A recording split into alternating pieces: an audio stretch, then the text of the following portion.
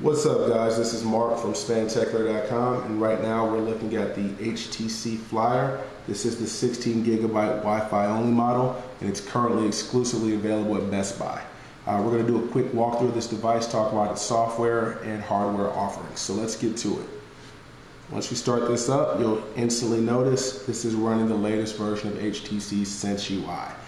For those of you who may not know, that's their user interface that they use atop of Android. So we'll just do a quick walkthrough of that and show what it has to offer. With this one, you get a nice carousel effect, nice 3D effect here. It's pretty neat. You can access your different home screens and that sort of thing. It's also sporting 8 customizable home screens, and you can always move those around however you see fit. So if you want, you can shimmy this one over there and so on. So it's a pretty nice effect. Another really neat thing about this version of Sense, say for example you want to jump into something as soon as you open your phone, you can set these icons here. We've got mail, calendar, internet, and camera, but you can set it to whatever you want. Let's say I like to jump into the web. I touch the icon, drag it on over, and there you go. I'm already in the web. So that's pretty cool. This is a 7-inch TFT display, so it's not really all that high resolution or super AMOLED or anything like that, but it's a decent, it gets off a decent image. So like for example, there's your text. So if you're gonna read news articles or read books or things like that online, this should definitely get the job done. So we'll jump out of that and we'll start with our tour of the device itself. So if you slide down, you've got your Android menu buttons, your home, menu, return, and that's not a search, that's for this guy. Now this pen is an optional accessory, runs about 80 bucks. So that's probably the reason it's optional, but basically that gives you a different way to interact with this. If you tap this icon down here, it's going to recognize that the pen's touched it, and there's a lot of things you can do, like you can use it for notes. So, and we'll just give an example.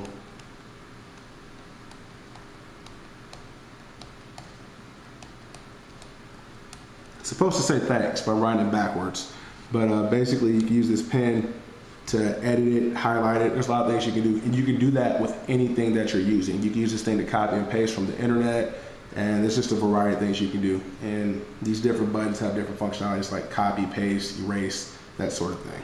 So we're gonna go ahead and jump out of that and get back to the rest of the device. But it's pretty neat.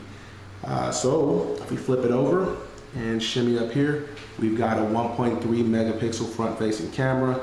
This is ideal for self-portraits, video calls, and things like that. It's a pretty nice little feature. If you slide over to the side of the device, you've got your volume controls here, volume up and down, nothing too fancy. Now if you flip over to the top, there's your power control, your 3.5 audio jack for your headphones, so if you're gonna listen to music, watch a movie, that sort of thing. It didn't ship with headphones, so you're gonna have to get those on your own as well, but you know, you probably have some lying around. You flip it over on its face, you've got a 5 megapixel shooter without flash. That's kind of a letdown here because this thing being a 7-inch tablet, I mean, you can hold it in your hand. So taking pictures with it, you know, it's pretty ideal. So having a 5 megapixel camera that copies HD video without flash, it's kind of like oil in the water. It just doesn't make sense. So you can flip this thing back over and go right here to the bottom. You've got your USB port for docking and syncing and charging, that sort of thing. So let's get back to the device itself. Bring that back up. Now, under the hood, this thing is rocking a 1.5 gigahertz processor. It's not a dual core, it's a single core, but that 1.5 gigahertz gives a lot of pep, a lot of kick. It handles pretty well. You can tell this thing moves pretty swift. As far as RAM goes, you've got 1 gigabyte of RAM, and this is running Gingerbread. So it's not running Honeycomb, as you can probably obviously see. It is running Gingerbread, but HTC has committed to bringing some variation of Honeycomb to this tablet. So I'm going to show you how this thing handles video real quick. Jump into that. Flip it over.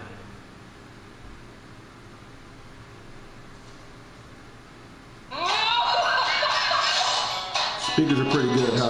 One floor up. Today's the day. I'm going to get the promotion. Now, this is my new office. This may not be the 10-inch iPad or Galaxy 10 that you might be looking to hold around, but here's the thing. This is ideal for carrying it around. This truly is portable. It's 7 inches. It's big, but it's not too bulky. You could actually fit one of these in your pocket, and I think that's what they were really going for here.